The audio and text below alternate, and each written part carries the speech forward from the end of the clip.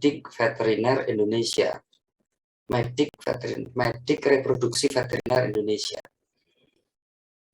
Ini apa? Ini adalah organisasi dari para dokter hewan yang mengkhususkan diri bekerja profesi pada bidang reproduksi veteriner. Artinya bahwa kegiatan yang kita pelajari hari ini, dalam semester ini, di semester 7 ini, mata kuliah IKK, ya, itu kelak bisa kalian pakai untuk berkarya. Ya, kalau tujuan berkaryanya itu adalah mencari uang, ya pasti bisa. Ya, karena sebagai contoh, pada kuliah IKK itu nanti ada yang namanya pertolongan distokia. Nanti kuliah kesekian itu. Menolong kelahiran pada ternak besar yang kesulitan melahirkan. Apabila tidak ditolong, maka ada kemungkinan anak sapinya mati. Atau bahkan kalau tidak tertolong, induknya bisa mati. Nah, kalian bisa bayangkan berapa kerugian peternak. Seandainya anaknya yang mati, pedetnya yang mati, berapa harga pedet yang baru lahir di Indonesia ini misalnya? Ada yang tahu? Kalau istilahnya orang Jawa, pedet baru lahir perocot itu berapa harganya? Ada yang tahu kira-kira? Nggak tahu. Ya, kalau sapi perah itu sekitar 5 sampai 5,5 juta. Kalian bayangkan, kalau seorang peternak mempunyai sapi perah yang harusnya hari ini melahirkan. Seharusnya hari ini mendapatkan keuntungan dari penjualan pedet sebesar 5,5 juta. Tapi ternyata mati anaknya. Nah, tiba-tiba rugi 5,5 juta. Atau kalau induknya mati, berapa harga sapi perah sekarang? Paling tidak 25 juta. Nah, sudah berapa kerugian? Artinya apa? Ketika kalian kelak menjadi dokter hewan, kemudian menolong kelahiran, menyelamatkan induk sapi perah yang melahirkan sehingga anaknya sehat selamat. Ya, harga jualnya kira-kira 5,5 juta. Nah, kalau kalian dapatkan 10% aja, itu sudah 500.000 lebih, ya kan? Nah, itu contohnya. Ya, banyak lagi yang perlu kita perhatikan dalam proses pertolongan kepada peternak seperti ini. Ya, itu kalau orientasinya adalah uang. Ya, kalau orientasinya adalah menolong peternak, itu tentu lebih mulia. Bahwa peternak kita selamatkan dari kerugian 5,5 juta. Ya, itu salah satu contoh saja. Pengalaman lain, saudara-saudara, ya, bahwa tugas kita sebagai dokter hewan dalam menangani reproduksi, ya, itu sangat beragam. Beragamnya begini, sebagai contoh. Dulu di awal-awal saya praktek menangani reproduksi pada sapi perah. Setelah selesai menangani kasus di satu kandang, saya pamit kepada pemiliknya. Sudah ya Pak Aslam, saya tinggal ke rumahnya Pak Tarto. Oh nggih dok, suwun nggih. Dalam hati saya mikir, loh kok saya dibayar suwun saja? Padahal saya sudah mengeluarkan obat ini. Anggaplah saya tidak ngitung tenaga, loh, tapi obatku sudah berkurang ya. Ya. Ke rumahnya Pak Tarto juga begitu. Pak Tarto, sapinya gimana? Sehat semua? Oh, anu dok, ada yang retensi ini. Yang mana? Oke, saya tangani. Terus ada lagi dok yang ini kurang mau makan. Oke. Ada lagi dok yang ini tolong diperiksa kebuntingannya, saya periksa. Oke. Selesai. Sudah Pak. Sudah dok. Oke Pak, saya tinggal ya ke sebelah ke rumahnya Bu Rukmini. Iya Pak, terima kasih. Loh, kok terima kasih aja. Ya kan? Nah, itu pengalaman pertama. Ya, saya sengaja tidak nagih, lupa, masuk terima kasih. Tok, bayarnya gimana? Tidak begitu. Ya, kita menyadari bahwa mereka adalah peternak kecil gitu. Nah, ternyata apa, saudara-saudara? Mereka ketika hasil setoran susunya itu sudah keluar uangnya, mereka tidak lupa. Mereka ingat kasus apa saja yang ditangani. Nah, sehingga minggu berikutnya ketika saya ke kandang lagi, beliau memberikan, masing-masing itu memberikan amplop. Dok, ini nangani kasus yang lalu. Ya sudah, nggak usah dihitung, alhamdulillah masuk tas gitu ya. Ke rumah sebelah juga gitu, dok ini yang lalu dok. Ya Pak, terima kasih gitu. Nah, tidak hanya berhenti di situ, saudara-saudara. Kalau misalnya di kebun mereka itu panen pisang, ya, maka dibawakanlah pisang. Panen singkong, panen mangga, maka dibawakanlah itu. Ya, saya meskipun akhir-akhir ini sudah nggak praktek gitu ya, tapi yang namanya yang nganter singkong, mangga, kedel, apa namanya kacang hijau dan sebagainya itu masih banyak. Nah, cerita saya ini adalah mendasari bahwa mata kuliah IKK ini nanti akan bisa kalian kembangkan menjadi kegiatan profesi. Hari ini selama kuliah semester 7 kalian belajar teorinya. Nah, nanti ketika koas kalian akan mendalami ini sampai ke tingkat terampil, bisa melakukannya. Ditambah lagi ketika kalian PKL ternak besar ya melakukannya.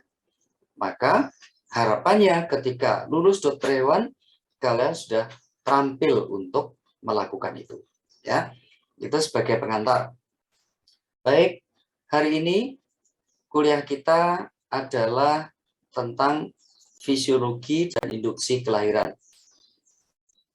Sudah kelihatan slide saya? Sudah terlihat, Prof. Sudah, baik. Jadi, fisiologi kelahiran dan induksi kelahiran. Nah, apa sih yang diharapkan kemampuan akhirnya? Setelah mempelajari perkuliahan ini, kalian diharapkan mampu menjelaskan dan mempresentasikan. Mempresentasikan itu maksudnya mengatakan, menyatakan secara lisan. Tentang apa? Fisiologi dan induksi kelahiran. Ya. Nah, kalau pada semester ini tujuan akhirnya, learning outcome-nya adalah menjelaskan dan mempresentasikan, maka ketika koas kalian harus bisa melakukannya. Dimulai dari memperagakan sampai melakukannya. Gitu. Nah, baik, lanjut tentang fisiologi kelahiran sendiri. Ada beberapa istilah yang perlu kita pahami dulu. Yang pertama, itu tentang monotokus. Monotokus adalah hewan yang melahirkan hanya satu anak per kelahiran. Misalnya, kuda, sapi, kerbau. Itu adalah hewan monotokus. Loh, kan ada sapi yang melahirkan kembar? Ya, itu insidental. Pada umumnya, melahirkan satu atau tunggal, monotokus. Ya. Kemudian yang kedua, politokus. Hewan yang melahirkan lebih dari satu anak per kelahiran. Misalnya babi, kucing, anjing, ya, tikus, mencit, nah itu politokus. Melahirkan lebih dari satu anak. Nah, apa yang menyebabkan ada hewan monotokus dan politokus? itu sudah diatur secara genetis. Ya, kelak ketika kalian mempelajari ini secara genetis, ya, maka kalian akan bisa memahami apa sih penyebabnya, gitu ya. Yang berikutnya, premipara. Suara saya masih bisa didengar ya? Terdengar kok, Prof. Masih ya. Ya. Saya khawatir koneksinya nggak bagus. Berikutnya adalah primipara. Primipara itu hewan yang melahirkan pertama kali atau paritas pertama. Kadang-kadang disebut sebagai P1. Primipara atau primipara sama ya. Peternak menyebutnya, peternak di desa menyebutnya sebagai tembean. Tembean dari bahasa Jawa nembe, baru. Artinya baru pertama kali melahirkan. Kemudian multipara. Multipara adalah hewan yang pernah melahirkan lebih dari sekali. Berarti paritasnya lebih dari satu. Ya, kalau pada sapi, kalian bisa melihat tandanya hewan ini sudah pernah melahirkan atau belum dari tanduknya. Kalau tanduknya itu ada ada lubang-lubang ya, ada sekat-sekat begini, 2 misalnya, berarti dia pernah 2 kali melahirkan. Kenapa begitu? Karena ketika bunting ya, maka metabolisme mineral itu sebagian besar dialokasikan untuk anaknya. Maka untuk pertumbuhan tanduk terganggu sehingga agak menyempit. Nah, ketika sudah melahirkan maka berkembang lagi biasa, ya. Jadi sekali lagi saya ulangi, ada istilah monotokus, politokus itu hubungannya dengan jumlah anak. Tokus berarti hubungannya dengan jumlah anak. Kalau para hubungannya dengan berapa kali dia melahirkan. Istilah berikutnya kelahiran atau labor atau partus. Itu adalah proses fisiologi uterus bunting mengeluarkan anak bersama plasenta melalui saluran kelahiran. Berarti kalau sesar itu termasuk definisi melahirkan apa enggak ya? Sesar termasuk definisi kelahiran apa enggak sebetulnya? Tidak. Karena tidak melalui saluran kelahiran. Sesar itu ya dilakukan insisi pada dinding perut atau pada linea alba, kemudian fetus dan plasenta dikeluarkan. Ya, jadi kalau sesar itu sebetulnya tidak termasuk kelahiran dalam definisi diskusi kita hari ini. Kemudian abortus. Abortus itu fetus mati keluar dari uterus sebelum masa kebuntingan. Misalnya, sapi masa kebuntingannya 9 bulan atau 275 sampai 282 hari.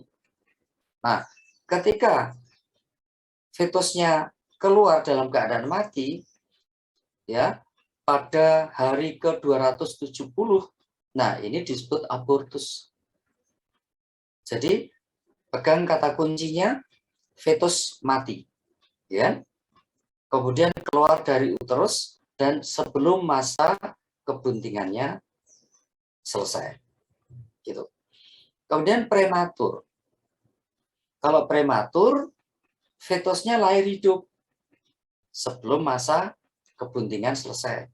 Jadi, sebagai contoh yang tadi, sapi anaknya keluar pada umur kebuntingan 270 hari. Berarti belum masanya. Ya. Tapi anaknya hidup. Nah, itu termasuk prematur gitu. Jadi yang membedakan abortus dan prematur, kalau abortus itu mati, kalau prematur hidup anaknya, ya, sama-sama keluar dari uterus, sama-sama sebelum masa kebuntingan selesai. Ada lagi serotinus atau prolonged gestation. Ya, itu masa kebuntingan yang lebih lama daripada masa kebuntingan normal. Jadi, kalau pada sapi tadi contohnya masa kebuntingannya maksimum 282 hari. Nah, ini ternyata misalnya sampai 300 hari itu belum ada tanda-tanda melahirkan. Nah, itu disebut sebagai serotinus, ya, atau kebuntingan yang berkepanjangan gitu. Kenapa bisa terjadi demikian? Ya banyak faktor. Yang pasti penyebab utamanya adalah kontraksi uterus tidak terjadi. Faktor apa? Tentu karena faktor hormonal. Ya, estrogennya masih terlalu tinggi sehingga uterusnya tidak mampu kontraksi. Kemudian istilah berikutnya eutokia. Ini artinya adalah fetus keluar dari uterus secara normal diikuti keluarnya plasenta sebelum 12 jam postpartum. Nah, yang sebelum 12 jam postpartum ini plasentanya. Ya, kalau plasenta keluarnya lebih dari 12 jam itu kasus retensio scudini atau retensio placenta yang itu harus ditolong. Nanti ada topik tersendiri. Ya. Nah, jadi batasannya eutokia itu lahir normal tanpa pertolongan manusia. Lawannya adalah distokia. Distokia itu fetus tidak bisa keluar secara normal. Artinya harus ditolong oleh manusia, ditolong oleh dokter hewan sebagai medik reproduksi veteriner. Ya, mengapa kok fetus tidak bisa keluar? Ada dua kemungkinan. Ada kemungkinan hambatan pada maternal, disebut dengan distokia maternal. Nah, ini nanti akan ada satu topik tersendiri. Ya, atau ada hambatan pada fetus, namanya distokia fetalis. Ya, ini juga ada satu topik tersendiri. Belajar jangan hanya menghafal ya. Ini istilah-istilah ini bisa dijadikan pedoman. Distokia maternal berarti distokia yang disebabkan oleh faktor induknya. Distokia fetalis berarti distokia yang disebabkan oleh faktor fetusnya, begitu. Ya, baik, lanjut. Nah, apa sih tanda-tanda mendekati kelahiran?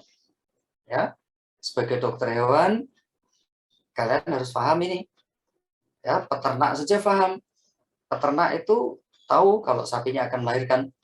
Ya, saya dulu seringkali dijabri oleh peternak, "Dok, minggu-minggu ini ada luar kota enggak, Dok?" Memangnya kenapa, Pak Parto? Katanya, "Ini, Dok, sapi saya yang pojok 2 itu sudah dol, sudah mau melahirkan." Nah, ada istilah yang mereka kenal sebagai dol. Itu tanda akan melahirkan. Apa itu dol? Dol itu adalah bahwa daerah ini, pelvis yang saya tunjuk ini mulai kendor. Ya. Nah, bagi peternak itu ditandai sebagai awal menuju kelahiran. Peternak di Surabaya menyebutnya sapinya sudah dol, ini sudah kendor, gitu ya. Nah, mengapa kok bisa seperti itu? Nanti kita lihat fisiologisnya. Inisiasi kelahiran. Siapa sih yang menyebabkan kelahiran itu? Kalau diurut pada diri kita ya, pada diri kalian. Mengapa sih kalian kok dilahirkan? Mengapa kok kalian ini lahir dulu? Kan enak, sudah di dalam rahim ibunda. Tidak perlu memikirkan kuliah IKK, ya kan? Tidak perlu praktikum, tidak perlu sekolah, nyaman, ya. Mau gerak, mau main, ya sudah nyaman di dalam rahim ibunda.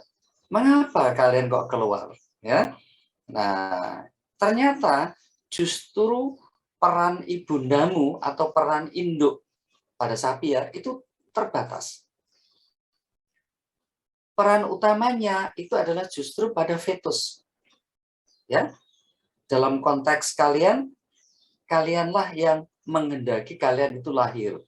Mengapa kok menghendaki lahir? Karena ini alasannya. Fetus yang sudah cukup umur, ya, telah matang, mature, ya.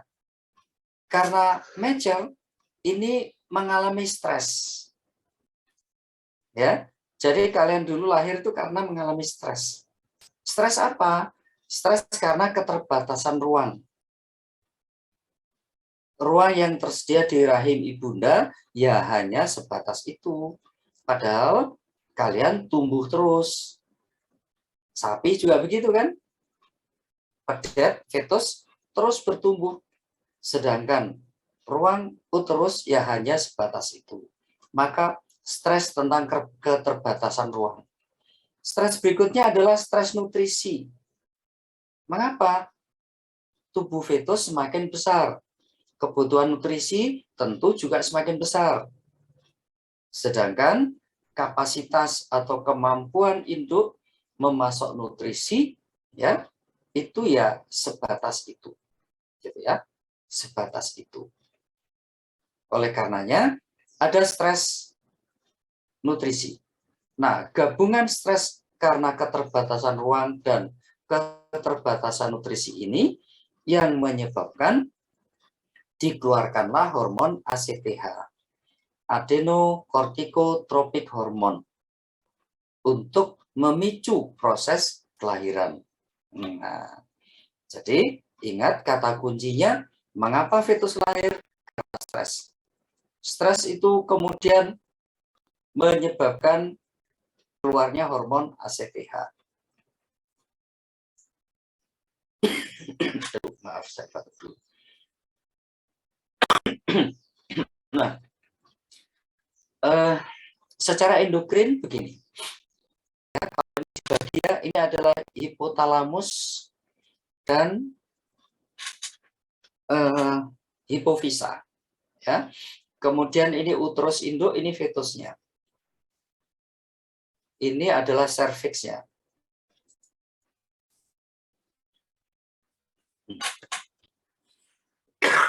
Aduh, sebentar ya.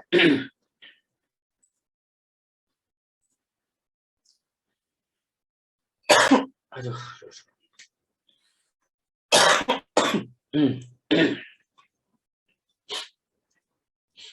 Maaf, terhenti sebentar, ini kondisi batuk saya.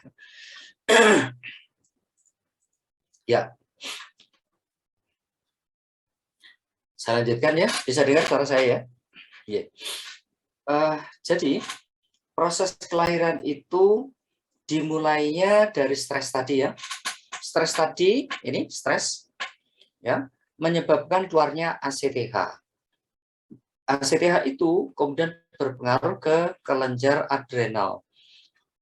Kelenjar yang ada di atasnya ginjal. Kortisol. Kita tahu kortisol itu adalah penanda stres. Kortisol berpengaruh ke gonad. Ya.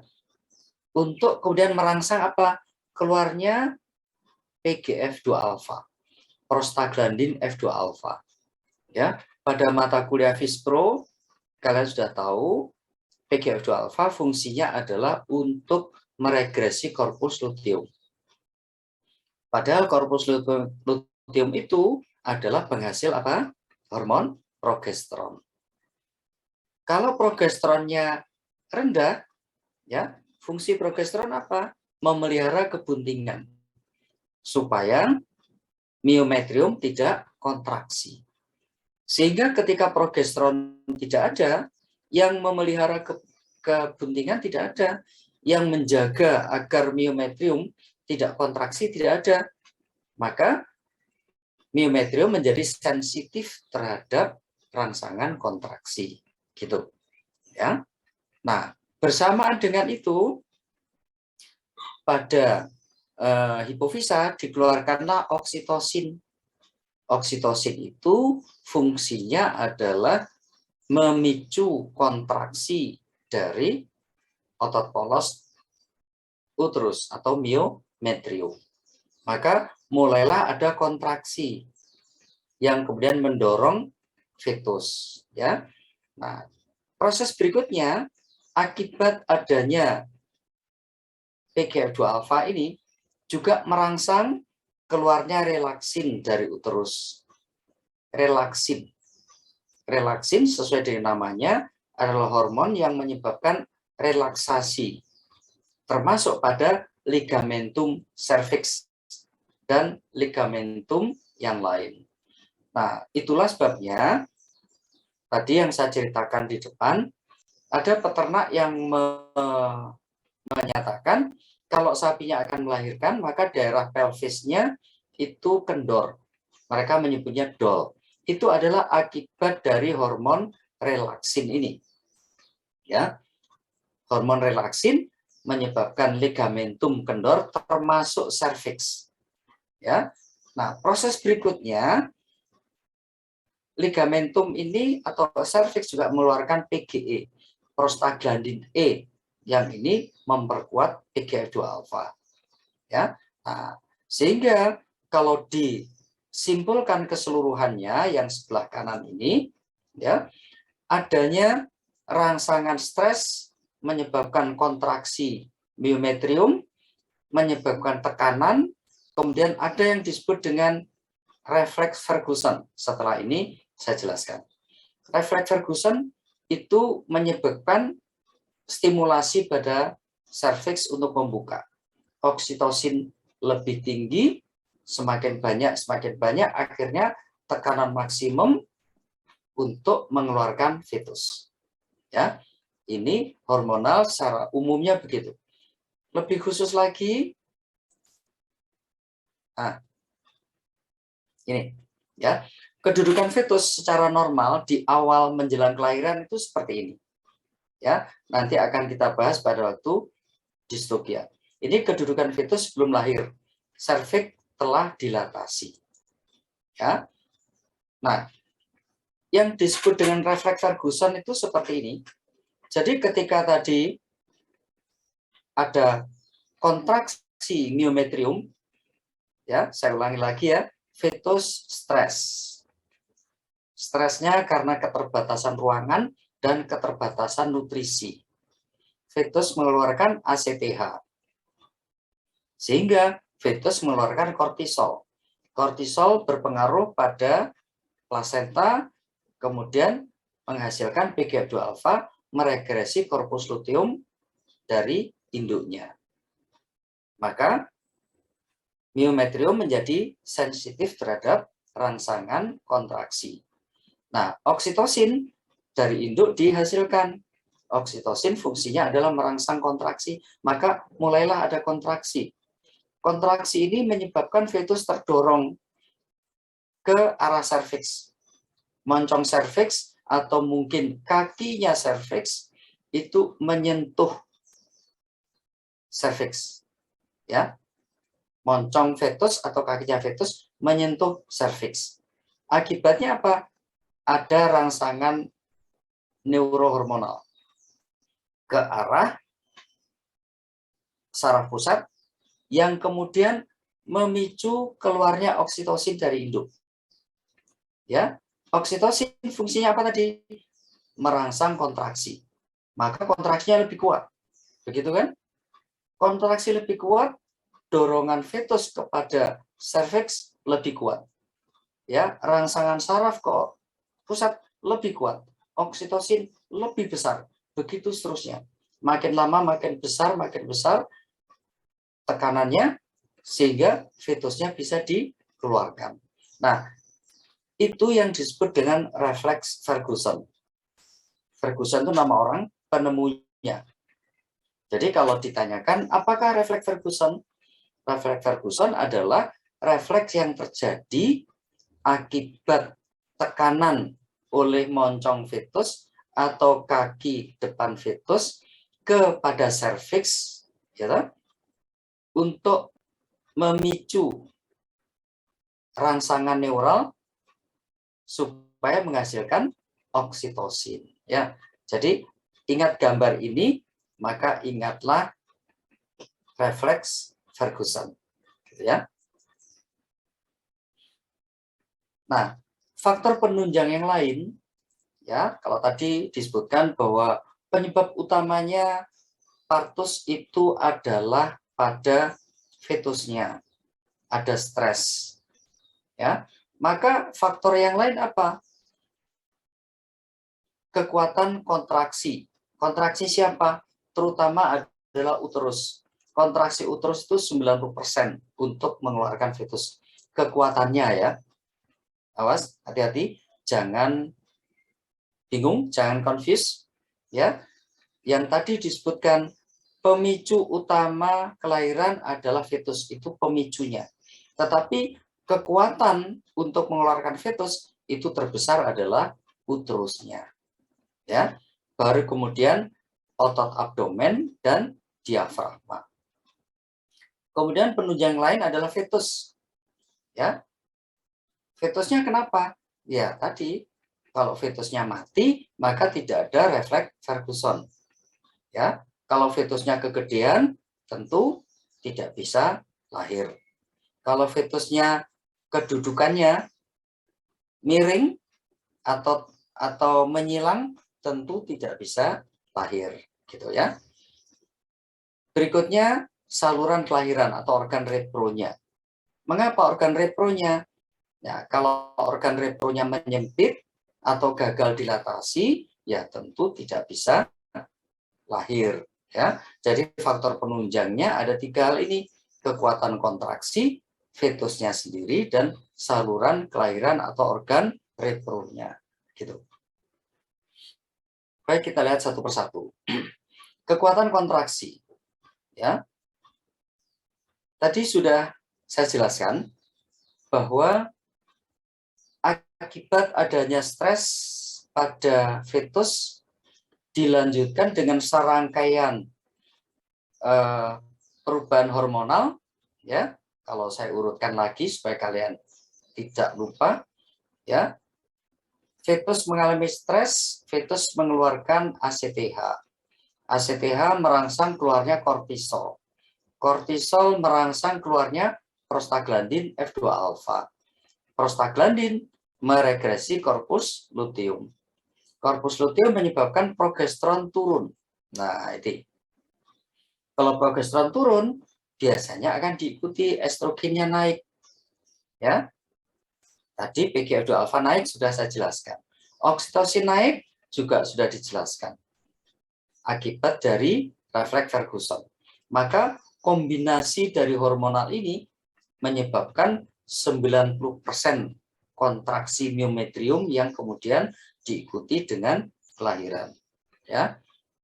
Jadi kalau nanti ditanya hormon apa yang berpengaruh pada kelahiran, tentu ini progesteron. Ingat, progesteron turun, bukan naik. Ya, gampang cara mengingatnya. Progesteron. Ya. Kata progesteron itu kan mirip dengan kata pregnancy, gitu. Nah, progesteron itu untuk memelihara pregnancy. Berarti kalau progesteronnya tinggi, pregnansinya dipelihara. Nah, sehingga ketika menjelang kelahiran, progesteronnya harus apa? Harus turun. Ya. Estrogen naik. Gampang mengingatnya. Estrogen itu lawannya progesteron. Estrogen itu lawannya progesteron. Ketika progesteron tinggi, estrogen selalu rendah. Ketika estrogennya tinggi, progesteronnya rendah. Misalnya sapi lagi birahi.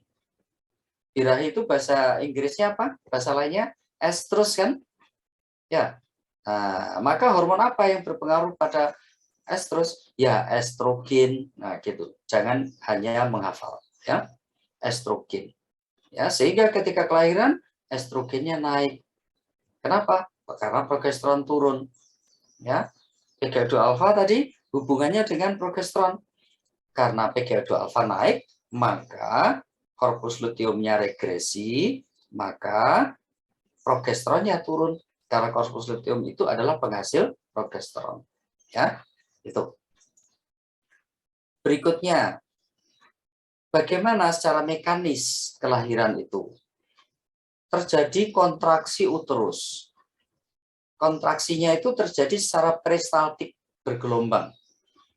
Ya, dari apex cornua uteri, dari ujung yang dekat dengan ovarium itu, ya, mendorong fetus ke arah kaudal, ke arah serviks. Ya, jadi Allah itu menciptakan mekanisme sudah sedemikian sempurnanya untuk proses kelahiran saja, ya. Kontraksi itu diatur peristaltik dari apex cornua ke arah belakang, ke arah serviks. Kok tidak sebaliknya, gitu kan? Nah, kalau sebaliknya nggak bisa keluar fetusnya. Jadi kontraksinya itu, peristaltiknya itu adalah mendorong fetus ke arah serviks keluar. Ya. Kemudian faktor abdomen dan diafragma yang mendorong kelahiran. Itulah sebabnya ketika pada induk yang melahirkan selalu ada proses mengejan. Ya, proses mengejannya itu bisa tampak secara visual maupun secara auditorial. Artinya bisa dilihat dan didengar. Ya, bisa dilihat itu mengejannya kelihatan. Bisa didengar biasanya bersuara dia. Ya, sapi bersuara. Nah, bagaimana kalau pada anjing atau hewan yang beranak banyak, pluripara? Ya, pada anjing kontraksi dimulai dari bagian uterus yang mengandung fetus. Ingat, pada anjing itu anaknya banyak. Begitu juga pada kucing dan babi. Ya, maka peristaltik itu dimulai dari uterus yang mengandung fetus paling banyak dulu. Ya, atau kalau sama banyaknya dimulai dari yang volumenya paling besar dulu. Biasanya ukurannya kan tidak sama persis. Nah, maka terjadilah peristaltik. Sama peristaltiknya dari apex keluar. Tetapi prosesnya satu persatu. Artinya begini, pada anjing misalnya yang anaknya 6, 3 di kornua kiri, 3 di kornua kanan. Maka misalnya dari kornua kanan dulu. Satu anak dikeluarkan dulu dari kornua kanan, plasentanya kemudian keluar. Ya. Disusul kemudian satu anak dari kornua kiri diikuti plasenta. Begitu silih berganti kiri dan kanan. Ya, pada babi juga demikian. Bedanya babi anaknya lebih banyak, proses lahirnya lebih cepat. Ya, biasanya 2 sampai 3 fetus keluarnya itu berurutan. Ya, jadi karena anaknya lebih banyak. Sedangkan pada sapi, pada kuda, dan hewan-hewan lain yang beranak tunggal, itu proses beranaknya biasanya lebih lama. Ya, lebih lama daripada yang beranak banyak. Gitu. Peranan fetus sekarang. Peranan kedua, untuk proses kelahiran. Ingat, ini proses kekuatan kelahiran ya, bukan inisiasi. Ya, saya ingatkan kembali, jangan sampai bingung. Kalau inisiasi kelahiran itu adalah fetus, ya, tapi kekuatan untuk mengeluarkan fetus yang utama adalah uterusnya. Nah, fetus ini mempunyai peranan kedua dalam hal pengeluaran fetus tadi, kontraksi. Ya, maksudnya begini, bila tidak ada regangan pada anak, maka kontraksi uterus itu menjadi lemah. Sebagai contoh, fetus yang mati di dalam uterus, ya, maka biasanya proses kelahirannya tertunda tidak segera diabortuskan. Ya, sebagai contoh, ada kasus yang namanya mumifikasi. Ada kasus namanya maserasi. Itu nanti dipelajari juga pada ilmu kemajiran. Mumifikasi itu terjadi apabila fetus mati, ya, tanpa adanya infeksi di dalam uterus.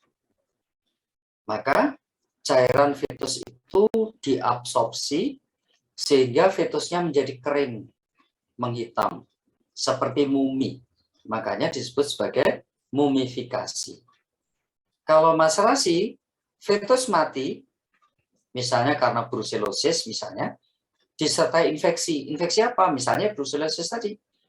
Ya, maka fetus ini akan hancur, menjadi pus, menjadi nanah. Nah, itu namanya maceratio fetus. Nah, dalam keadaan seperti ini misalnya, maka tidak ada kekuatan kontraksi uterus. Gitu. Ya.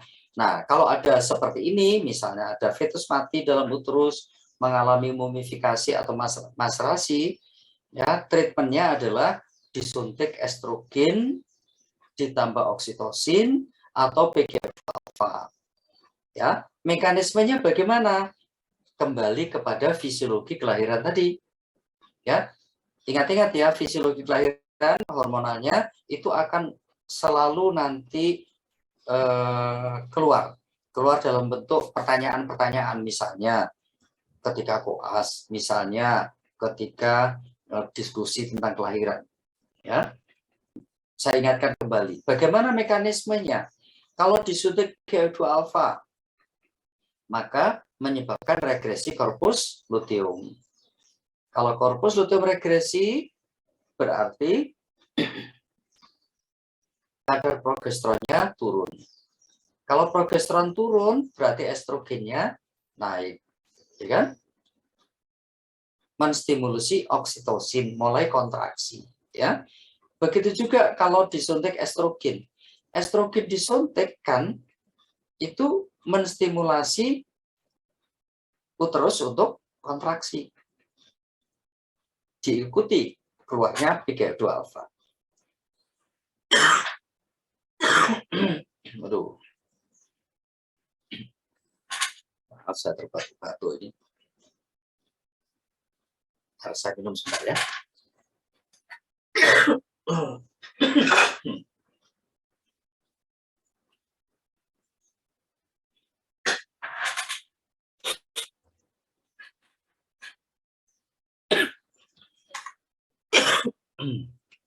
Ya Allah. Baik, saya lanjutkan ya. Yang faktor berikutnya adalah saluran kelahiran atau organ repro. Apabila terdapat tumor misalnya, nanti ada topik tersendiri. Pembukaan serviks uteri yang lemah atau saluran kelahiran yang kecil, ya, maka ini menyebabkan kelahiran normal tidak terjadi. Nah, ini nanti akan kita bahas pada topik distokia maternal. Ya. Kita lanjutkan. Fase kelahiran. Fase kelahiran itu ada 3. Ingat-ingat itu. Ada 3 fase kelahiran. Yang pertama adalah fase persiapan. Kedua adalah fase pengeluaran fetus. Dan ketiga adalah fase pengeluaran plasenta. Mohon maaf sebentar ya. Tuh.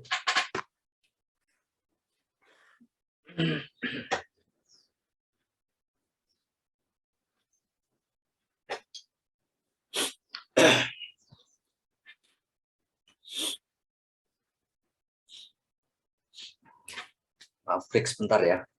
Suara saya agak hilang ini.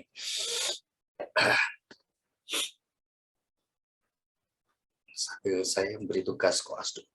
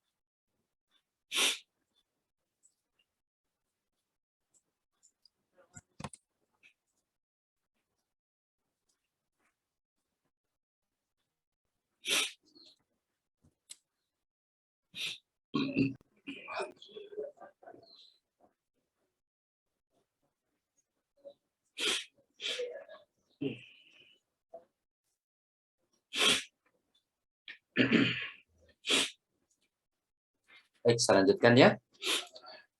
Maaf terpotong-potong karena memang sejak hari apa itu Rabu yang lalu ya, kondisi nggak fit, tapi alhamdulillah tes COVID negatif. Khawatir aja sebetulnya. Baik, saya ulangi. Ini sering keluar ya, saudara-saudara. Sebutkan fase-fase kelahiran. Ya, itu sering keluar nanti. Ada 3 fase. Fase persiapan, fase pengeluaran fetus, dan pengeluaran plasenta atau selaput fetusnya. Nah, fase persiapan dulu. Fase persiapan itu ditandai dengan pembukaan serviks sempurna. Nah, ini juga sering keluar, diingat-ingat. Fase persiapan kelahiran. Targetnya atau ditandai akhirnya adalah terbukanya lumen serviks secara sempurna. Mungkin kalian pernah mendengar, ini mau melahirkan baru bukaan 2. Maksudnya apa? Bukaan 2 jari begini. Serviksnya baru terbuka 2 jari. Memangnya serviks itu sebesar apa lubangnya? Sangat kecil, saudara-saudara. Kalau kalian tahu gan IB itu kira-kira lebih kecil dari pulpen yang saya pegang ini. Ya, ini memasukkan ke dalam serviks itu sulit sekali. Bahkan koas ya, koas itu diuji untuk memasukkan kateter intrauterin. Ya, ada yang sampai nangis-nangis karena nggak lulus. Ya, sampai 3 kali mencoba tidak berhasil, sampai akhirnya nangis ada. Ya, ini saya ingin menunjukkan bahwa serviks itu sebenarnya kecil sekali. Tetapi menjelang kelahiran, ya serviks itu buka, mulai dari bukaan 2, bukaan 3, 4, 5 sampai sempurna. Ya, kalau kemudian kembali pada diri kita, kembali pada kalian, ya serviks kanalis cervicalis ibundamu itu juga segitu kecilnya. Tetapi ketika melahirkan kalian, ya serviks ibundamu itu terbuka sedemikian lebar sehingga seluruh tubuh kalian bisa keluar. Itu pesan moralnya adalah, sekali lagi, sesuai dengan pesan agama apapun, ya berbaktilah pada ibumu, ya kan? Bahkan kalau dalam Islam dikatakan, ya siapakah orang yang harus dihormati? Pertama ibumu, kedua ibumu, ketiga ibumu, baru keempat ayahmu, gitu kan? Nah, karena ini, mengapa? Karena dalam persiapan kelahiran, serviks yang semula ya sangat kecil karena fungsinya adalah pintu untuk mencegah infeksi, itu menjadi terbuka sempurna untuk bisa dilewati oleh fetus. Ya. Nah, bagaimana proses terjadinya? Dimulai dari intensitas kontraksi uterus. Tahap pertama, interval kontraksinya itu sekitar 15 menit sekali. Jadi 15 menit itu maksudnya 15 menit sekali kontraksi. Lamanya kontraksi 15 sampai 30 detik. Nah, itu bisa dilihat kalau pada sapi yang menjelang melahirkan, dia mengejan bersuara itu setiap 15 menit sekali.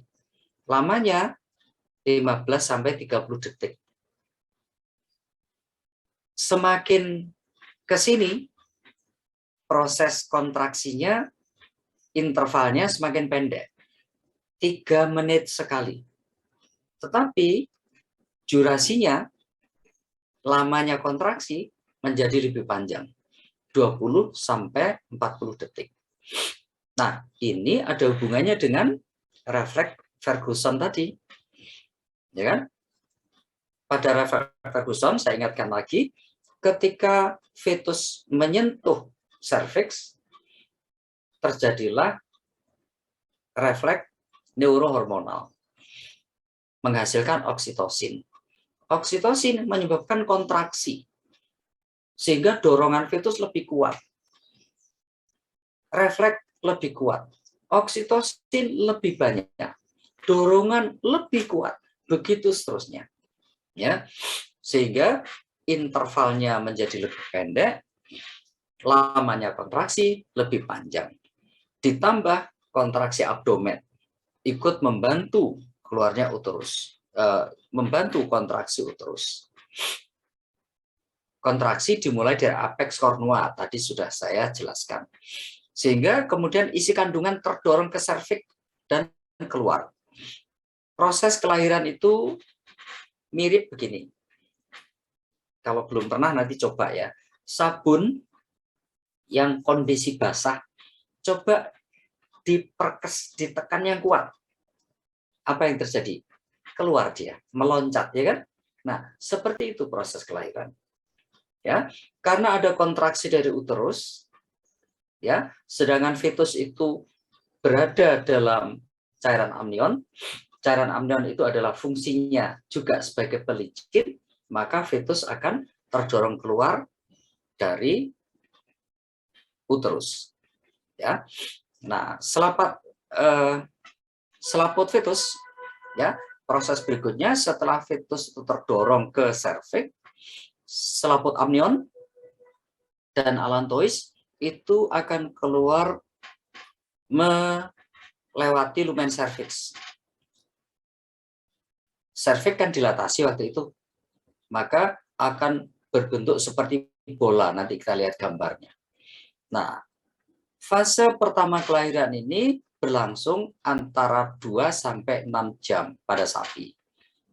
Ya, sehingga setelah 6 jam maka serviks itu akan terbuka lebar, terbuka sempurna. Jadi, kata kuncinya di sini, fase persiapan itu adalah fase pembukaan serviks. Fase persiapan berjalan dengan sempurna apabila serviks terbuka lebar sempurna sesuai dengan ukuran fetusnya, begitu ya. Nah, kalau pada spesies yang lain lamanya bervariasi, tandanya juga berbeda-beda. Kalau kontraksi uterusnya lebih besar, maka gerakan fetus juga lebih besar. Ya, ini logis saja. Ya, fetus kan juga sudah punya kehidupan. Begitu ditekan, maka akan berontak. Ya. Ketika fetus mulai masuk lubang serviks, maka ada refleks pelepasan oksitosin. Nah, ini yang berulang-ulang tadi saya sampaikan, ada yang namanya refleks Ferguson. Ya. Apa itu? Refleks ketika fetus menyentuh serviks, maka induk akan mengeluarkan oksitosin. Ya. Nah, diikuti berikutnya pecahnya chorioallantois. Biasanya kalau dalam bahasa Inggris disebut sebagai breaking water, karena biasanya langsung pecah bior keluar begitu. Ya, jadi Ini juga masuk bagian dari fase 1 kelahiran. Nah, kalau pada kuda seperti ini, yang putih ini ekor ya, ekornya sengaja dibungkus begini supaya tidak mengotori. Sedangkan ini adalah amnionnya mulai keluar berupa bola gitu. Nah, fase 1 kelahiran terjadi ketika ini sudah pecah gitu. Tanda-tanda klinisnya. Tanda-tanda klinis ini muncul adalah akibat dari hormonal tadi ya. Kemudian menyebabkan berbagai macam gejala. Yang pertama, dia akan mencari tempat tersendiri. Insting ini. Mengapa begitu? Ya, supaya nanti ketika anak lahir tidak terinjak-injak oleh hewan yang lain. Ya, menyendiri. Bahkan kalau pada anjing atau kucing bersarang, ya, mengambil beberapa barang tertentu, disimpan oleh dia di pojok tertentu, dia membuat sarang. Nafsu makan turun. Kenapa begitu? Ya, merasa tidak nyaman, ada yang tidak beres dalam dirinya, ada kontraksi. Memisahkan diri sama dengan mencari tempat tadi. Kolek ringan, sakit perut. Ya, ini kalau orang mengatakan mulai mules-mules gitu. Berkeringat, ekor sering bergerak-gerak. Ya, itu adalah tanda-tanda klinis fase kelahiran. Sekarang fase kedua kelahiran. Fase kedua kelahiran ditandai apa tadi? Pengeluaran fetus. Ya. Lamanya bervariasi tergantung pada spesies. Pada sapi antara setengah sampai 1 jam. Pada kuda 30 menit. Pada babi keseluruhan itu 4 jam. Ya, karena babi anaknya banyak. Ya. Meskipun frekuensi keluarnya itu berurutan, tapi karena anaknya banyak, prosesnya jadi lama. Nah, prosesnya itu dimulai dari menyembulnya kantong amnion yang berisi fetus. Tekanan fetus di pelvis menyebabkan rangsangan ke sistem saraf pusat, SSP, refleks merejan lebih kuat. Nah, ini yang disebut tadi refleks Ferguson, lebih kuat. Ya. Perejanan berasal dari uterus, perut, abdomen, diafragma.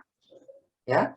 Intervalnya makin cepat, perejanan makin lama, kemudian allantokorin pecah, kantong amnion pecah karena regangan fetus, ya, oksitosin menyebabkan kontraksi uterus. Nah, akhirnya fetusnya keluar. Ya, nah, proses secara keseluruhan seperti itu. Lanjutannya tadi cairan ketubannya muncul, ya, terdorong oleh moncong fetus, kemudian pecah, ya, kemudian diikuti keluar.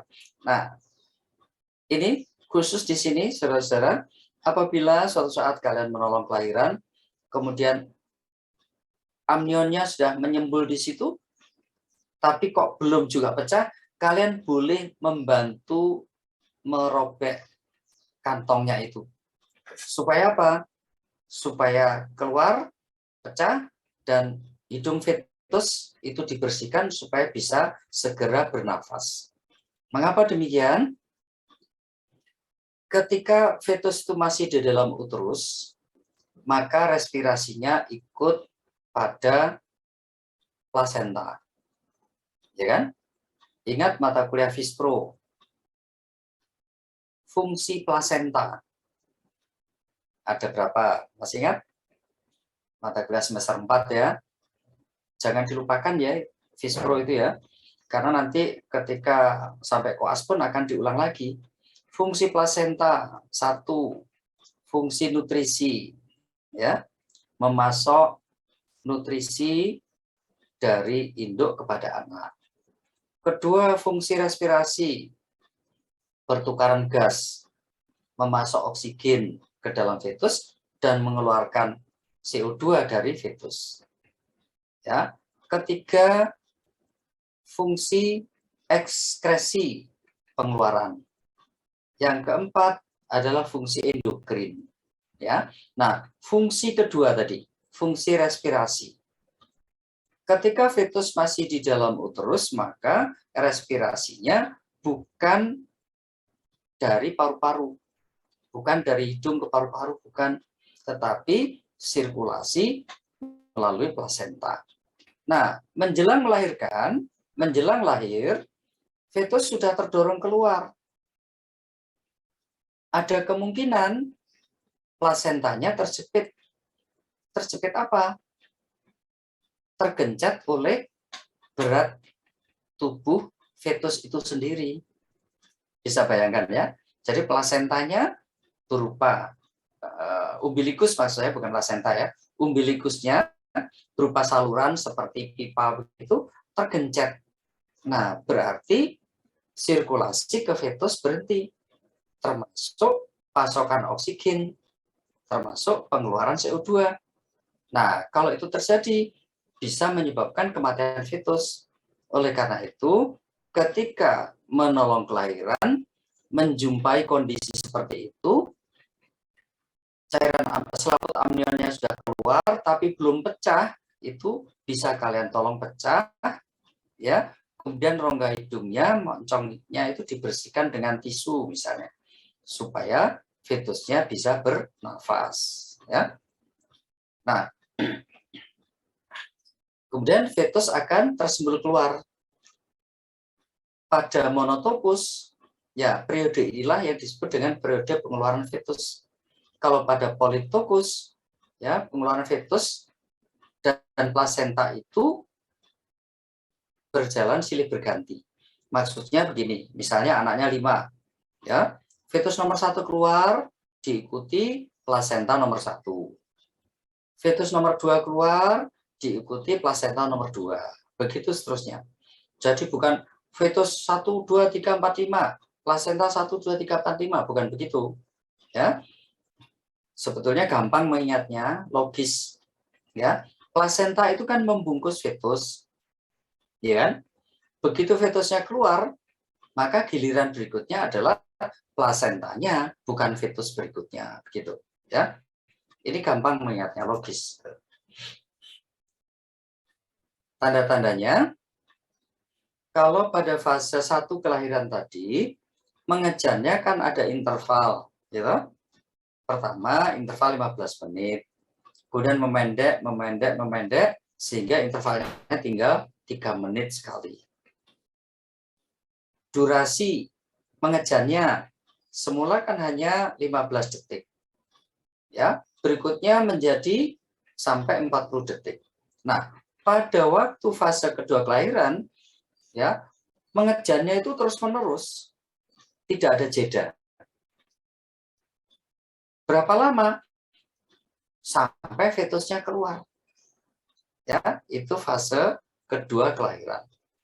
Ya, itu fisiologisnya kalau kita lihat, fetus masuk rongga pelvis. Kenapa?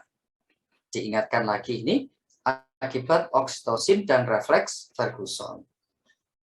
Uterus berkontraksi kuat, diingatkan lagi ini 90%. Otot perut dan diafragma berkontraksi, diingatkan ini peranannya 10%. Nah, amnion pecah, melumasi saluran kelahiran, ya. Amnion, cairan amnion itu fungsinya juga sebagai pelicin, ya, seperti sabun yang dibasahi tadi. Ya, ketika itu kemudian ada kontraksi, maka fetusnya akan bisa dikeluarkan, gitu ya. Nah, ini gambar pada kuda begini, ya, dimulai dari sini, mulai keluar, ya, kemudian pecah, ini kakinya keluar sampai ya fetusnya bisa keluar sempurna. Itu fase kedua kelahiran. Pada kucing, nah kalau pada kucing dan anjing itu bagusnya bahwa tubuh kucing dan anjing itu kan fleksibel. Jadi dia bisa membantu menggigit. Ya, ketika amnionnya sudah keluar, gelembungnya sudah muncul di sini, ya, kok ternyata fetusnya belum segera keluar, ada inisiatif dari induk ini untuk menggigit supaya cepat keluar. Ya, gini. Nah, kalau tanda-tanda fisiknya sering berdiri dan kemudian mendekam lagi. Ya, ketika fetusnya lahir, posisinya bisa berdiri atau bisa miring. Ya, jarang yang terlentang. Karena kalau terlentang tidak ada dorongan. Kontraksi perutnya kuat, fetusnya terdorong keluar dan keluarnya satu persatu seperti ini. Ini dibantu digigit oleh induknya, gitu. Nah, fase ketiga, saya ingatkan kembali ya, fase kelahiran ada 3. Fase pertama adalah fase persiapan, ditandai dengan terbukanya serviks secara sempurna. Fase kedua adalah fase kelahiran, ditandai dengan keluarnya fetus. Fase ketiga adalah fase keluarnya plasenta. Gitu. Nah, pada sapi lamanya adalah 4-8 jam setelah fetusnya keluar. Maksimum 12 jam. Kalau lebih dari 12 jam, ada namanya kasus retensio placenta. Harus ditolong. Kalau tidak ditolong itu bisa berbahaya pada induk maupun pada induknya. Ya, baik pada repronya maupun pada keselamatan induknya itu sendiri. Ya, bisa menyebabkan kematian.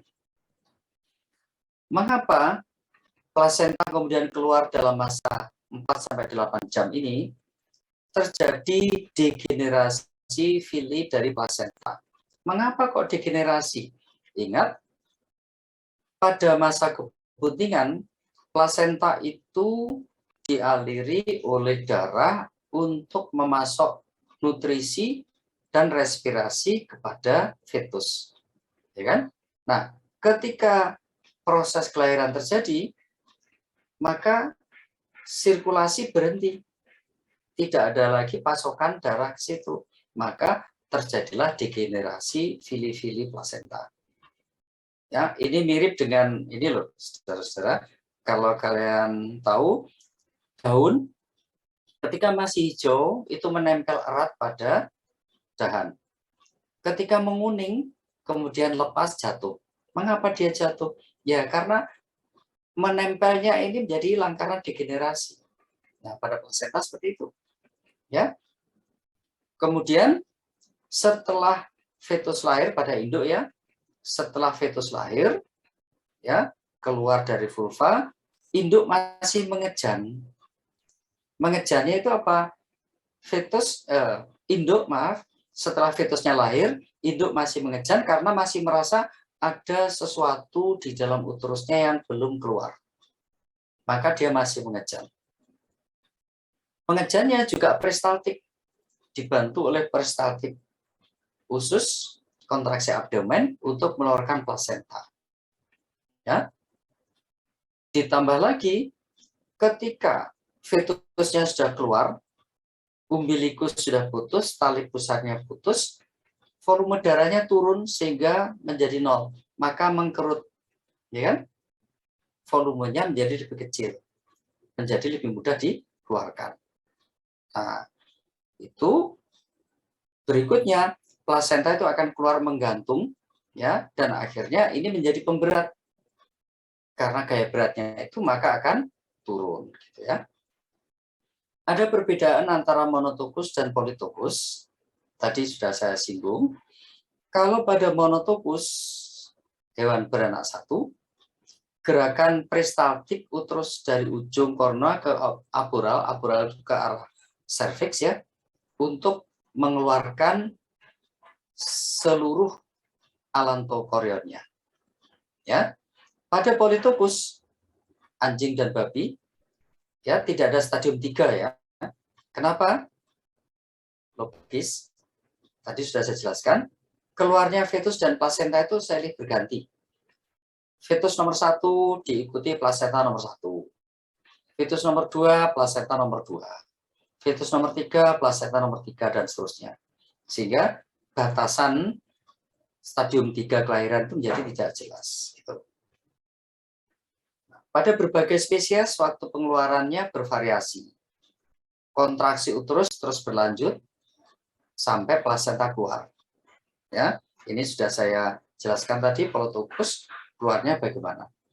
Nah, pada kuda itu keluar sempurna 3 jam rata-rata. Ruminansia 2 jam. Ya, kalau lebih dari batasan biasanya terjadi namanya retentio placenta. Nah, contohnya seperti ini. Ya, ini ada menggantung. Ya, menggantung ini gaya beratnya sehingga kemudian mudah jatuh. Ini pada kuda menggantung. Ya, nanti akan jatuh juga. Ya, kalau lebih dari 12 jam belum juga lepas, nah itu perlu ditolong oleh dokter hewan, gitu ya. Tanda-tanda klinis fase ketiga kelahiran masih terjadi kolik ringan sampai sedang. Ya, pada spesies Polytopus tadi sudah dijelaskan, ini diulangi lagi, fase ini tidak jelas karena plasenta keluarnya silih berganti dengan fetusnya. Nah, lamanya fase kelahiran pada beberapa spesies seperti ini yang dijadikan pedoman untuk distokia. Sapi, fase 1 kelahiran 2-6 jam. Keluarannya fetus 30-60 menit. Kalau dicari maksimumnya berarti 6 jam ditambah 60 menit berarti 7 jam. Lebih dari itu berarti bisa dianggap distokia. Ingat, kalau eutokia itu kelahiran normal. Distokia kelahiran yang tidak normal. Ya, kalau lebih dari 7 jam pada sapi ternyata anaknya belum bisa juga dikeluarkan, berarti termasuk kesulitan, gitu kan? Nah, dan seterusnya. Ya, silakan dipelajari sendiri.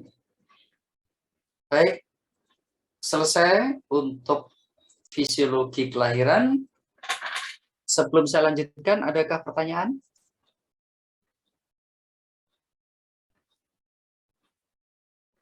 Ada?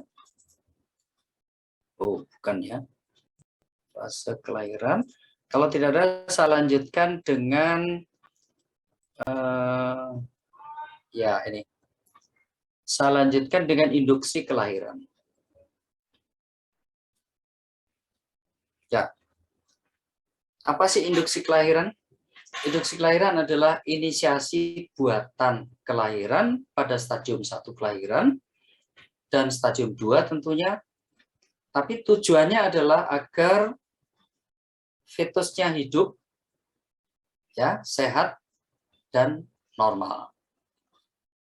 Artinya begini, induksi kelahiran itu adalah tindakan medis yang dilakukan agar induk dan anaknya sehat dan selamat.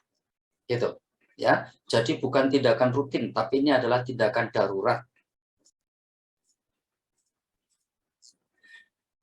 Ada beberapa hal yang perlu dibedakan. Induksi abortus. Kalau induksi abortus itu mengakhiri kebuntingan tanpa memperhatikan kesehatan dan kehidupan fetus.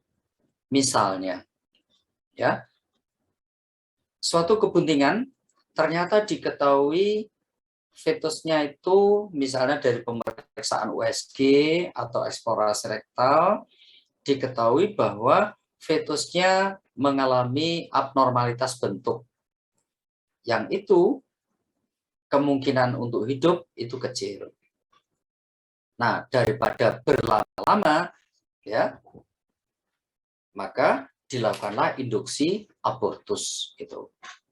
Nah, yang perlu diperhatikan di sini adalah kecakapan personilnya. Karena kalau sembarangan bisa menyebabkan kematian pada induknya. Ya. Resiko pada neonatus, apa neonatus? Anak yang dilahirkannya. Ya. Kalau tujuannya memang abortus, ya nggak apa-apa. Tapi kalau induksi kelahiran, diharapkan anaknya selamat, hidup, dan sehat. Ya. Induksi kelahiran kadang-kadang digunakan pada terminasi bunting abnormal. Bunting yang berkepanjangan. Misalnya tadi, definisi awal tadi. Apa istilahnya? Masih ingat? Seronitus ya, atau prolonged gestation, kebuntingan yang berkepanjangan. Misalnya pada sapi, ya, harusnya 282 hari sudah melahirkan. Tapi sampai 300 hari kok belum melahirkan. Nah, bisa dilakukan induksi kelahiran. Ya. Dan dalam hubungannya dengan soft skill, ya, hubungan interaksi antara peternak dengan kita dokter hewan, jelaskan untung ruginya. Kepada peternak harus dijelaskan untung ruginya. Ya. Nah, biasanya induksi kelahiran juga atas permintaan dari peternak. Jadi bukan maunya kita sebagai dokter hewan, gitu ya. Yang pertama pada sapi. Pada sapi itu boleh dilakukan minimal 2 minggu terakhir dari masa buntingnya. Supaya apa? Daya hidup anaknya tinggi. Ya, kalau sebelum 2 minggu bagaimana? Kemungkinan anaknya hidup itu rendah. Karena ya belum waktunya berhadapan dengan kondisi di luar uterus. Dan pasti ada efek samping. Apa itu? Retensi plasenta. Ya. Mengapa terjadi retensi plasenta? Logikanya sederhana. Ketika terjadi kelahiran normal, ya, maka fetus termasuk plasenta, termasuk fili-filinya, fili-fili yang berikatan antara plasenta fetalis dan maternal, itu kan sudah matang. Ya, sehingga begitu fetus lahir, mengkerutnya itu segera terjadi.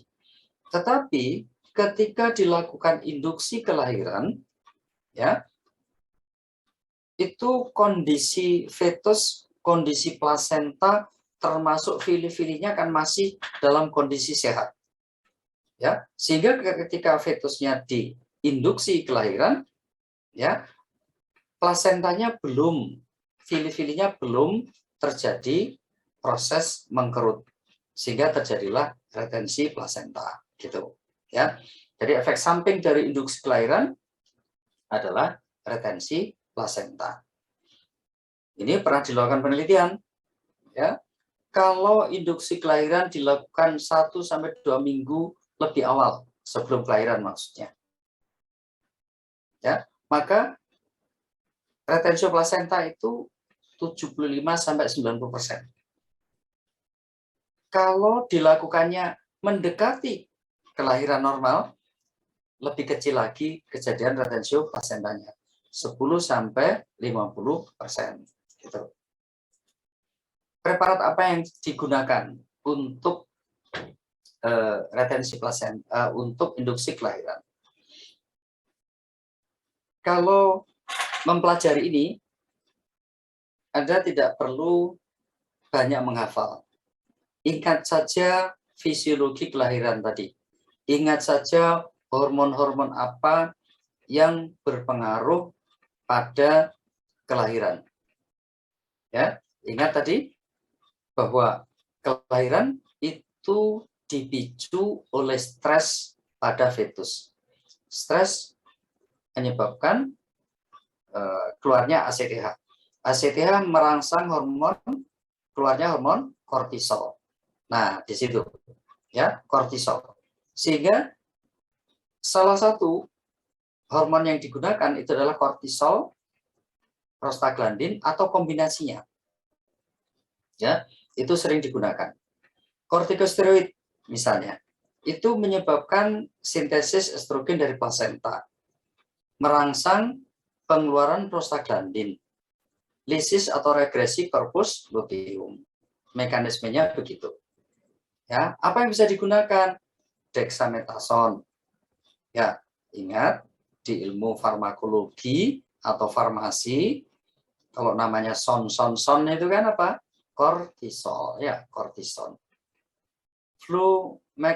Flumethasone, ya, dan seterusnya. Ini dosisnya ada masing-masing. dosis juga begitu. Rasanya kalian tidak perlu menghafal, ya, itu adalah istilahnya nanti kalian bisa lihat pada leaflet obat-obat masing-masing.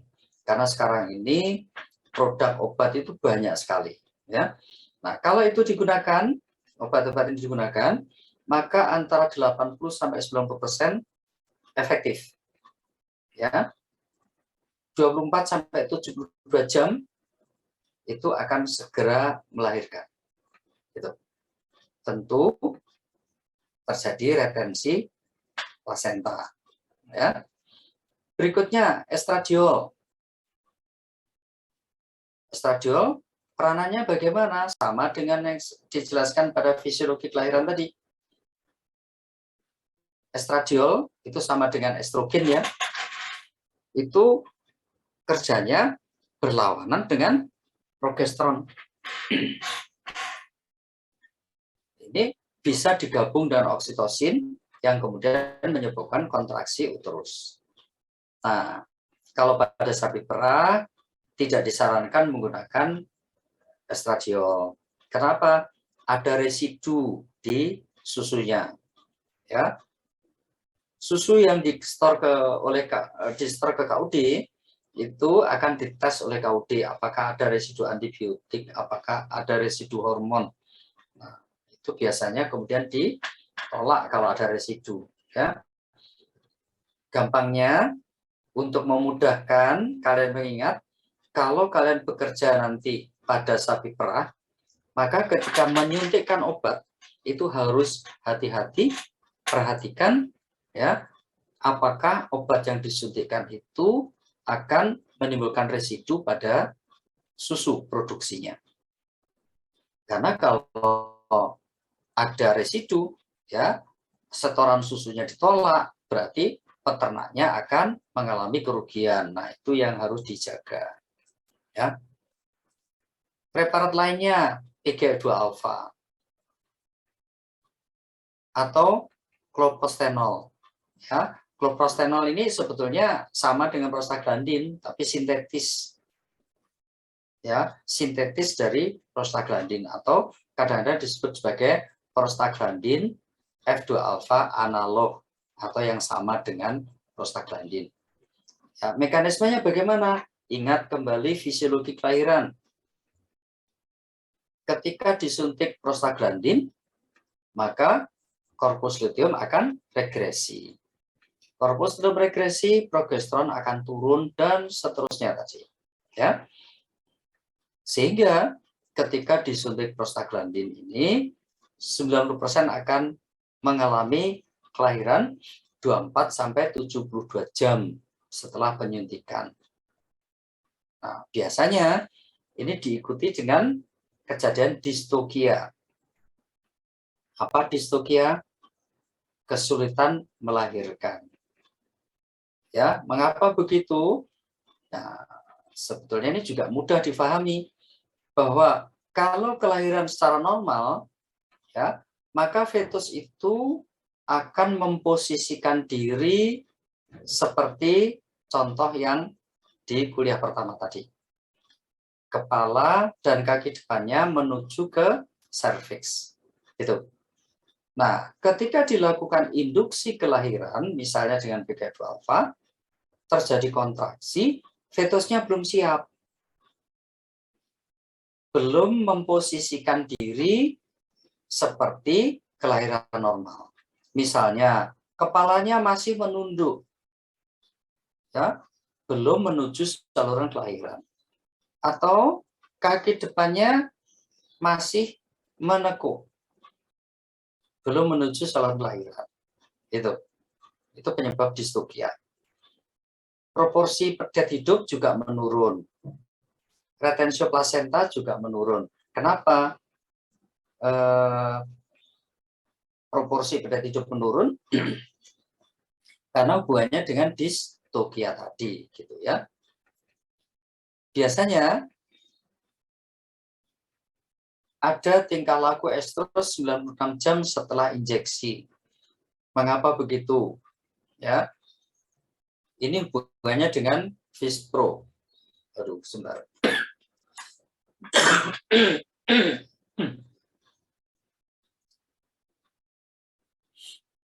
Kalau kalian ingat di mata kuliah Fispro ya, bahwa ini tadi kan disuntik dengan PGF2 alfa. Aduh, sebentar ya, maaf ya. Saya minum dulu.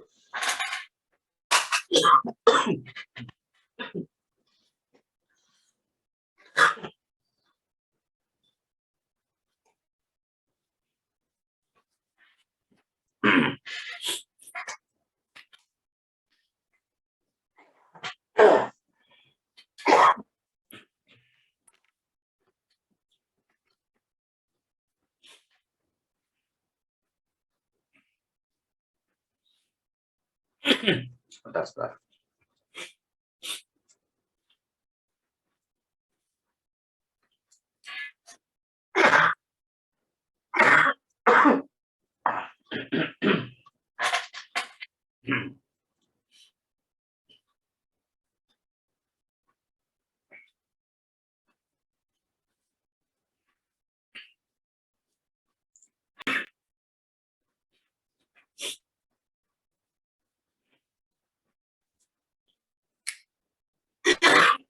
Aduh.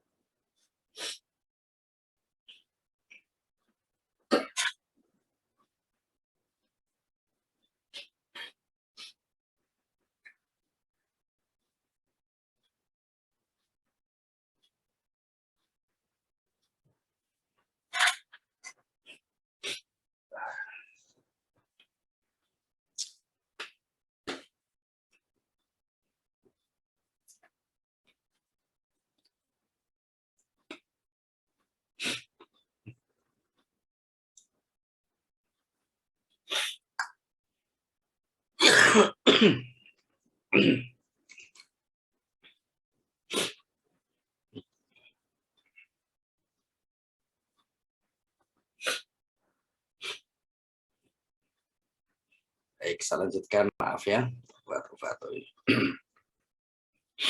Jadi begini, ketika disuntik PGF2 alfa, itu kan regresi korpus luteum, progesteron rendah. Padahal progesteron itu kan menyebabkan negatif feedback pada hipofisa, gitu. Sehingga ketika progesteron turun, negatif feedback hilang, FSH akan keluar. Nah, dalam 96 jam itu menumbuhkan folikel menghasilkan estrogen, ya kan? Nah, estrogen itulah yang menyebabkan estrus gitu. Ya. Nah, ada yang terbaru itu menggunakan relaksin yang berasal dari babi, atau kadang-kadang dikombinasi dengan prostaglandin. Maksudnya relaksin babi itu ya penelitiannya awalnya diekstraksi dari babi, kemudian disintesis di pabrik berupa hormon relaksin gitu ya. Pada kuda ini bukan merupakan prosedur rutin, artinya dilakukan apabila seperti tadi saya sebutkan ada kasus yang memaksa, ya, terpaksa harus dilakukan induksi kelahiran.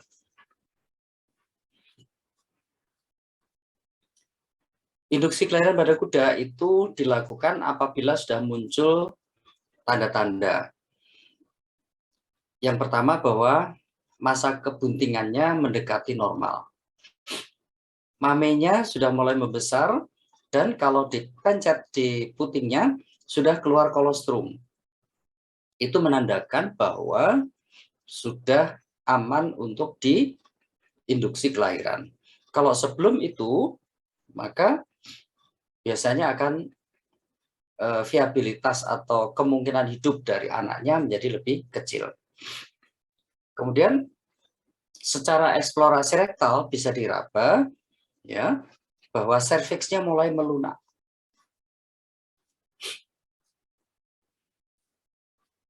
Bagian pelvisnya, bagian belakangnya ini seperti gambar yang saya tunjuk ini mulai kendor, ya. Kemudian kalau kita raba pervaginal, serviksnya mulai membuka. Nah, itu baru boleh dilakukan induksi kelahiran pada kuda. Ini ada beberapa contoh penelitian. Kalau induksi kelahiran dilakukan hari ke-300, nah kemampuan hidup itu masih kecil. 320 cukup bisa hidup. Nah, 330 ini hampir 100% anaknya bisa bertahan hidup gitu. Hormon yang digunakan oksitosin. Ya. Kita tahu oksitosin fungsinya adalah untuk menyebabkan kontraksi pada uterus. Nah, ini ada beberapa penelitian penggunaan dosis seperti ini. Sama dengan tadi yang saya sebutkan pada sapi perah. Kalau menyuntikkan oksitosin itu harus hati-hati. Maka menyebabkan yang namanya susunya bocor. Ya. Ini dosis yang sekian ini menyebabkan induk berguling-guling, berkeringat, gelisah, ekor digerakkan, susunya bocor. Biasanya susunya induk ini kan keluar setelah dihisap oleh anaknya, gitu kan? Nah, ini tidak betul-betul bocor. Bukan hanya menetes tapi ya mengocor gitu ya. Gitu. Ini pada sapi perah juga pernah terjadi, pernah kejadian di Surabaya ini. Saya pas dipanggil peternak ke kandang, ya dilapori, dok sapi saya kok bocor dok susunya. Saya lihat, loh iya, saya sudah mengira ini pasti habis disuntik oksitosin. Ya, saya lihat ternyata sapi perah itu mengalami retensio plasenta. Nah, ternyata oleh peternaknya yang sok tahu itu disuntiklah dengan oksitosin, ya bocor susunya. Mengapa begitu? Ingat pada semester 4 ya, FISPRO, oksitosin itu istilah lainnya kan ada istilah milk letdown, ya, yang menyebabkan keluarnya susu. Kenapa? Oksitosin akan menyebabkan kontraksi otot polos, termasuk otot polos sisterna mame. Nah, sehingga keluarlah susunya.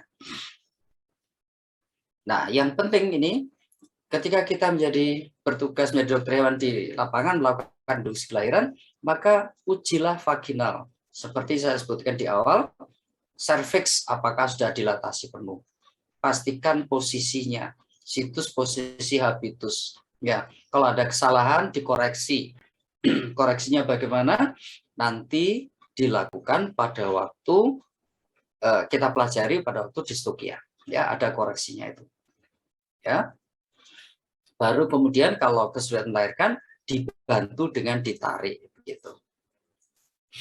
Ada preparatif alternatif oksitosin dilakukannya intravena, ya, istilah lainnya di drip ya. Drip itu diteteskan gitu.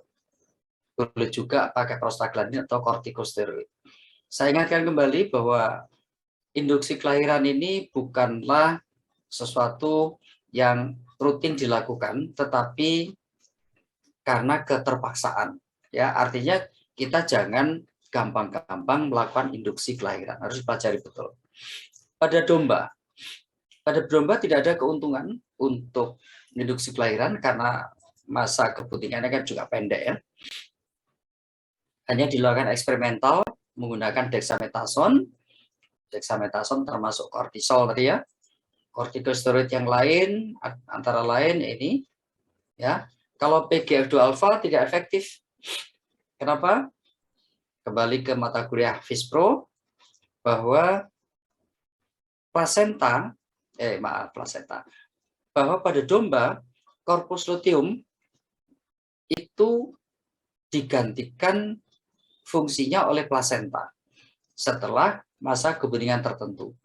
Padahal prostaglandin fungsinya apa? Meregresi korpus luteum.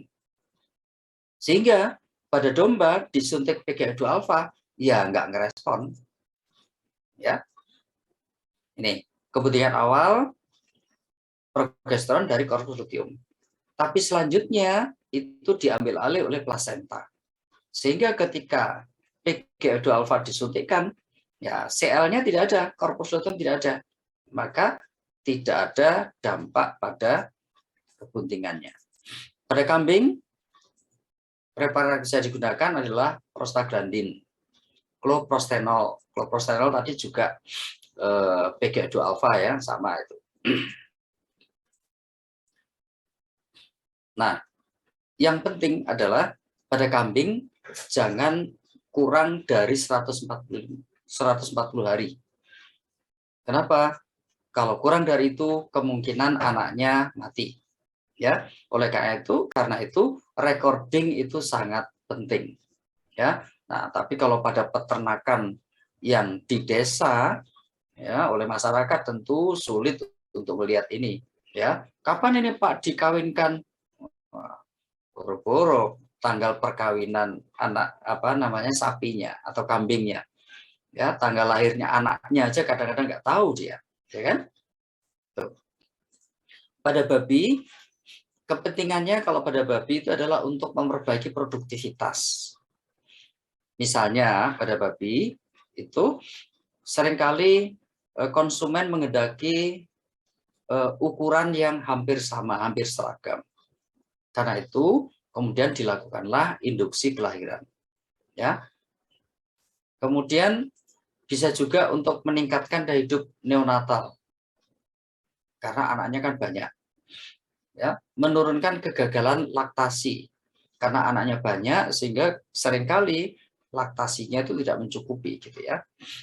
Waktu induksi kelahiran pada babi dilakukannya itu 112 atau kalau purebred 114 hari masa kebuntingan.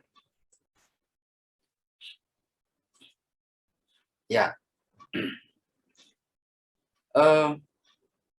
Seperti halnya pada spesies lain tadi, kalau dilakukan induksi itu mendekati masa akhir kebuntingan, maka daya hidup anak itu akan lebih baik begitu. Nah, preparat yang digunakan prostaglandin atau propranolol, gitu, oksitosin, ya, diikuti dengan kombinasi dengan prostaglandin. Ya, intinya bahwa hormon apa yang bisa digunakan untuk induksi kelahiran? Ingat kembali pada fisiologi kelahiran. Kecualinya adalah pada domba. Kenapa pada domba? Pada domba hormon PGF2 alfa tidak efektif. Ya, mengapa? Karena PGF2 alfa targetnya adalah korpus luteum. Sedangkan pada domba pada kebuntingan lebih lanjut, ya korpus luteumnya tidak ada. Progesteronnya tetap tinggi dihasilkan dari plasenta, gitu ya. Nah, tanda-tanda pada babi post gestation ini mirip dengan hewan lain, membuat sarang, gelisah, defikasi, respirasi meningkat, aktivitas meningkat, gitu ya.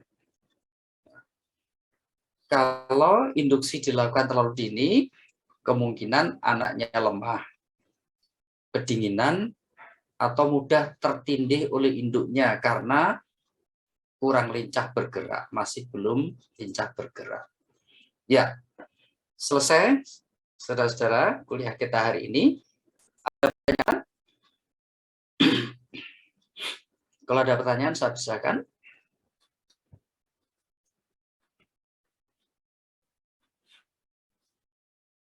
Tidak ada? Kalau tidak ada, saya ingatkan kembali ya bahwa mata kuliah IKK ini akan menjadi bagian dari profesi Anda kelak. Oleh karena itu, nanti pada waktu koas kita akan perdalam. Artinya begini, kalau kalian akan melanjutkan ke PPDH, siapa tahu di antara kalian setelah lulus sarjana, tutup buku, buka terop. Ngerti maksudnya? Setelah lulus sarjana nikah udah nggak usah jadi dokter hewan misalnya, tapi harapan kami tidak begitu ya. Lulus dari sarjana kedokteran hewan, kalian koas, maka materi IKK ini akan dipelajari lagi, diujikan, bahkan ujiannya lisan atau peragaan atau praktek ya, termasuk praktek di kandang. Oleh karena itu, pelajari baik-baik. Mempelajari tidak harus dengan cara menghafal, fahami. Ya, saya tunjukkan cara belajar yang baik, mumpung masih ada waktu sedikit. Cara belajar yang baik itu saya singkat dengan 4N, 4 huruf N. Ayo boleh dicatat. Boleh kalian catat. N ini semuanya dari bahasa Jawa ya. Nanti yang nggak ngerti bahasa Jawa saya terjemahkan. N pertama adalah ngrungokno. Ngrungokno itu mendengarkan. Artinya pada waktu kuliah berlangsung, kuliah apapun dengan siapapun ya, dengarkan. Fokus dengarkan. Ya. Karena kalau kuliah offline itu dosen bisa melihat di belakang ada yang tidur, ada yang melamun, ada yang main HP, ada yang baca apa, ada yang ngobrol begitu. Ya, kalau offline, kalau online lebih lagi. Ya, dosen lebih banyak tidak tahu apa yang dilakukan mahasiswa. Tapi pesan saya, ngrungokno, dengarkan, yaitu N pertama. N kedua itu niteni. Niteni itu dititeni, diperhatikan. Poin-poin penting. Apa? Misalnya, ketika saya menyebutkan tadi fisiologi kelahiran. Kelahiran itu dipicu oleh faktor utamanya stres pada fetus. Nah, itu poin penting. Dititeni. Proses kelahiran ada 3, yaitu fase persiapan, fase pengeluaran fetus, fase pengeluaran plasenta. Nah, dititeni, niteni itu ya. N1 dan N2 ini dilakukannya di kelas, termasuk di kelas online seperti ini. Ya. Jadi N pertama tadi ngrungokno, N kedua adalah niteni. Itu dilakukan di kelas. Maaf. N ketiga itu nerokno. Bahasa Jawanya nerokno, bahasa Indonesianya menirukan. Menirukan apa? Bukan menirukan dosennya. Dosennya batuk terus ditirukan batuk, enggak begitu. Apalagi ngitungi, dosennya tadi batuk berapa kali, bukan begitu.